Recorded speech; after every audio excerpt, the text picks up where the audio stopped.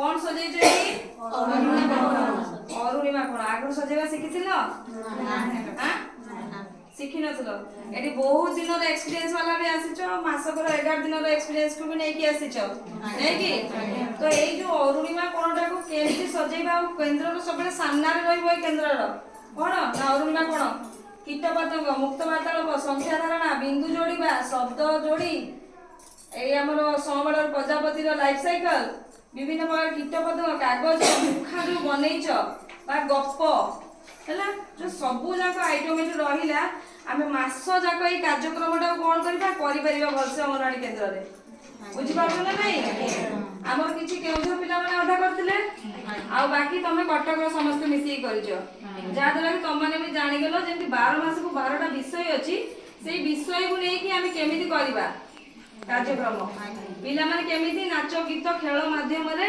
सबु जाक जिंस जानि परिबे आमे इंग्लिश रे भी कहि परिबा ओडिया रे भी कहि परिबा बुझि होछि तो ए जो कोणटा को सजेइछ तो सुंदर भाबरे से समस्त को कटक रा केउझर पिला मान को धन्यवाद नमस्कार मो ना कल्पना नायक केन्दुझर जिल्लारू 50 जन भौणी सहायक भौणी सहित आसीछु बारिपदा यूनिट 1 को ट्रेनिंग नेबाकू आसीछु आज आम ट्रेनिंग रो शेष दिन से मध्यरु आमे बहुत किछि शिखिलु जोडे कि आज हो मास 9 विषय होछि कीटपतंग आमे विभिन्न प्रकार कीटपतंग पिला मानकर जो मुक्त वार्तालाप रे आमे जो सब माध्यम रे हम पिला को नै कि जो मुक्त वार्तालाप करथि सेति मध्यरु हला प्रजापति आ ये हला महुमाछी आमर हला ये हला कंकी ये हला हनी तापर हला ये होची पिंपुड़ी कुंभीर इत्यादि बहुत सारा आमे कीट जहाँ जहाँ चित्र अछि सब कौन कौन चित्र अछि जंदा थाउ सेठी जंदा साप साधव बहु एडा होची सांबाळुआ बेंग आ मशा प्रजापति असरफा पिंपुड़ी माछी झिंटिका बिछा इत्यादि सब आम विभिन्न प्रकार चित्र को नहीं आम पिला देखू पिला देखी कौन कर ना मुक्त वार्तालाप कर मन खोला कथबार्ता है चित्र मध्यम जदि पिला बुझेबा पिला माने बहुत खुशी हेबे हौ रख बहुत सुंदर है। नमस्कार तपस्मिता दास आमे आज ये गल्प दुईटा शिखीचु मध्य हूँ अलसुआ दुख पाए आ गोटे हूँ माकड़र पानी पिया यही गल्प दुईटी आम चार्ट मध्यम शिखिपर ना मुखा कागज मुखा मध्यम शिखिपर ना आमर काठी कंढे अच्छी से काठी कंढे दुईटी आमर बनाई से मध्यम भी शिखिपर यहाँ देखी पिला माने बहुत खुशी हो पारे कौन एटा काठी कंढे कौन बनई दीटा यहाँ हूँ झिंटिका यहाँ हूँ जंदा झिंटिका पिंपुड़ी को गप करी परिबो झिंटिका पिंपुड़ी आ गोटे होचे जंदा कोन गपर ना ए जो चित्र बनैछु हमें एटा होचे हमर अलसुआ दुख पाए किपरि सेही काठी माध्यम रे हमें पिला सेही गपरे सेही मानकर भूमिका अछि बोली नै आज्ञा हां बहुत सुंदर है। तुमे कोन बनैछो महुमाछी बनैछु महुमाछी बनैछो देखा रुओ हां देखा उठा मानो उठे केन दीटा पूरा कागज रे बनैछ नै सीधा करो बोलो कागज को काटिकी पेस्ट करिकी बनैछ आज्ञा निजे बनैछो आज्ञा देखा काहे कि महुमाछी बनैलो कि ए मासर विषय अनुसार नुआ अरुणिमा विषय अनुसार कीटपतंगर अछि सेति पई महुमाछी टे तयारी कोन मास एटा कीटपतंगर 9 मास कीटपतंगर मास हां सुंदर है रख कौन करछ तमे हमें होची साधव बो पोक बनैछ साधव बो पोक बनैछ देखाओ केमथि बनैलो एटा दीटा कोन एपड़ हम को देखा सीधा करके देखा बोलो वाह बढ़िया है तो बहुत सुंदर है पाखु नियो दीटा को पाखु नियो हां केमती बनैछ एटारे आमे जो बीच बडुका नष्ट हो जाउती से जो फिंगी दोचंती सेथिरे आ जो आमे जो कागज अठा बिना मूल्य रे आमे सब बनैछु बिना मूल्य स्वल्प मूल्य किछि अल्प किछि खर्च करिकी खर्च हिछि से सब ई सादा बहु पक बनैछु हां बहुत सुंदर है रख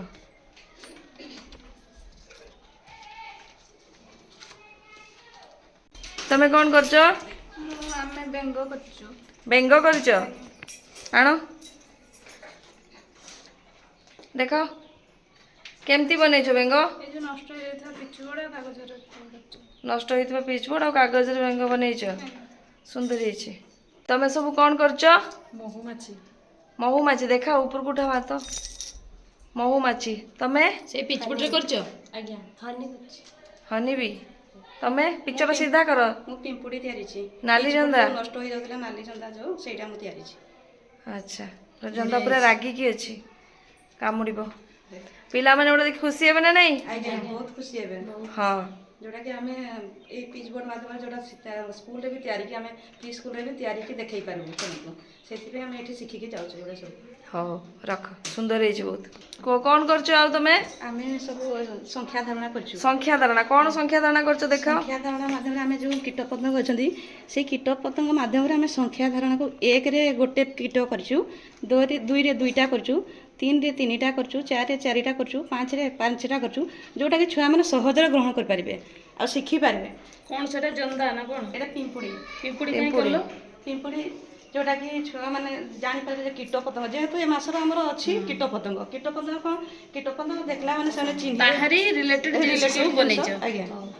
ତାପରେ ସେଇଟା ଜାଣିଲା ପରେ ସେମାନେ ସହଜରେ ଏଟା ଗ୍ରହଣ କରିପାରିବେ, ତାପରେ ଶିଖି ବି ପାରିବେ। ଗଣନା ଶିଖିପାରିବେ। ସେମାନେ ବହୁତ ଖୁସି ହେବେ ଏଗୁଡ଼ା ଦେଖିକି ଆମେ ଚିତ୍ର ମାଧ୍ୟମରେ ଯୋଉ ଦେଖେଇବୁ ସେମାନେ ବହୁତ ରଙ୍ଗ ଖୁସି ବି ହେବେ। ଚିହ୍ନିବା ଶିଖିବେ, ରଙ୍ଗ ବି ଚିହ୍ନିବେ। କୀଟ ପତଙ୍ଗ ଚିହ୍ନିବା ଶିଖିଲେ 1 2 ମଧ୍ୟ ସହଜରେ ଗଣିବା ଶିଖିପାରିବେ। ଏଇଟା ତମେ 1ରୁ 5 ଯାକେ କରିଛ, 1ରୁ 10 ଯାକେ ବି କରିପାରିବ ଆଜ୍ଞା। ହେଲା। 3 ବର୍ଷରୁ 4 ବର୍ଷ ପିଲାଙ୍କୁ 1ରୁ 5 ଯାକେ ଶିଖେଇବ, ଆଉ ଆମର 1 ରୁ 10 ପର୍ଯ୍ୟନ୍ତ। 4 ବର୍ଷରୁ 6 ବର୍ଷ ପିଲାଙ୍କୁ 1ରୁ 10 ଯାକେ ଗଣନା ଶିଖେଇ ପାରିବ ହେଲା। ବିଭିନ୍ନ ପ୍ରକାର ପୋକ ଜୋକ କୀଟ ପତଙ୍ଗ ସରୀସୃପକୁ ନେଇ କରିପାରିବେ ସବୁ ଚିତ୍ରକୁ। ହଉ ରଖ। କ'ଣ କରୁଛ ତମେ? ଆମେ ସାନ ବଡ଼ ଧାରଣାରେ ଚିତ୍ର ସବୁ କରିଛୁ ଏଇ ମାସ ଅନୁସାରେ। ଦେଖ କାଢ଼ି ଆଣ, ସିଧା କର ଏପଟେ। ସାନ ବଡ଼ ବଡ଼ କିମ୍ବା ବଡ଼ ସାନ ଆଜ୍ଞା ଚିତ୍ର ମାଧ୍ୟମରେ କରିଛ? ଆଜ୍ଞା। କ'ଣ କ'ଣ ଚିତ୍ର ଅଛି? ଆମେ ଚିତ୍ର ମାଧ୍ୟମରେ ବଡ଼ ସାନ ଚିତ୍ର ସବୁ କରିଛୁ। ବଡ଼ ସାନ ଚିତ୍ର ସବୁ କରିଛ। କୋଉଟା ବଡ଼ କୋଉଟା ଛୋଟ ବୋଲି ପିଲାଙ୍କୁ ଜଣେଇବ। ଏଇଟା ବଡ଼ ଏଇଟା ଛୋଟ, ଏଇଟା ବଡ଼ ଏଇଟା ଛୋଟ, ଏଇଟା ବଡ଼ ଏଇଟା ଛୋଟ। ଏମିତି ବିଭିନ୍ନ ପ୍ରକାର କାଠି କଣ୍ଢେଇ କରିକି ବି ତୁମେ ବଡ଼ ସାନ ଚିତ୍ର କରିପାରିବ ଆଜ୍ଞା ହେଲା। କାଠି ଗୋଡ଼ି ପତ୍ରକୁ ବି ନେଇକି ତୁମେ ବଡ଼ ସାନ ଚିତ୍ର ଦେଖେଇକି ବା ସେଇ ଯେଉଁ ଜିନିଷକୁ ନେଇକି ବି ତୁମେ ବଡ଼ ସାନ ଧାରଣା ଶିଖେଇ ପାରିବ। ଆଜ୍ଞା ଏଇଟା କୀଟ ପତଙ୍ଗ ମାସ, ତେଣୁକରି ତୁମେ କୀଟ ପତଙ୍ଗର ଚିତ୍ର କରିଛ ଆଜ୍ଞା ନାଇଁ କି? ଆଜ୍ଞା। ହଉ ଭଲ ହେଇଛି, ରଖ। ନମସ୍କାର, ମୁଁ ଅଞ୍ଜନା ଚାନ୍ଦ କଟକ ଡିଷ୍ଟ୍ରିକ୍ଟରୁ ବାରିପଦା ୟୁନିଟ୍ 1କୁ ଟ୍ରେନିଂ ପାଇଁ ଆସିଅଛି। ଏଠାରେ ଆମେ ଅରୁଣିମା କୋଣକୁ ସଜାଇଅଛୁ। କେନ୍ଦୁଝର ଭଉଣୀମାନେ ଅରୁଣିମା କୋଣର ଅଧା ଅଂଶ ସଜାଇଥିଲେ, ଅନ୍ୟ ଅଧା ଅଂଶକୁ ଆମେମାନେ ସଜାଇଅଛୁ। କ'ଣ କରୁଛ ତମେ?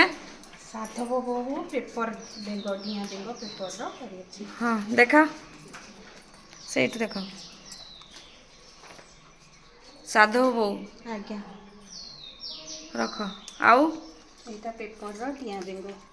ଜମ୍ପିଂ ଫ୍ରକ୍ ଆଜ୍ଞା ପେପର କରିଛ? ଆଜ୍ଞା। ହଁ ସୁନ୍ଦର ହେଇଛି, ରଖ। କ'ଣ କରୁଛ? ଆମେ ପେପରରେ 2 ପ୍ରକାର ମହୁମାଛି ବନେଇଛୁ। ଦେଖ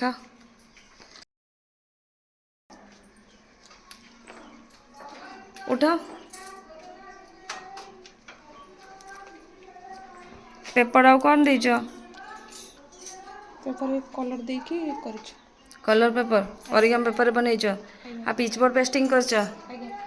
ହଁ ରଖ, ସୁନ୍ଦର ହେଇଛି।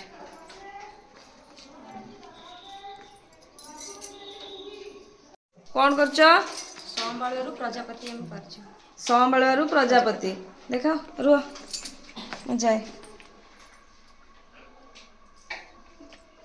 ଜୀବନ ଚକ୍ର କରିଛ ପ୍ରଜାପତିର, ଉଠ ଉଠେଇକି କୁହ କେମିତି କ'ଣ କରିଛ। ସିଧା ଦେଖାଅ। ସମ୍ବାଳରୁ ପ୍ରଜାପତି।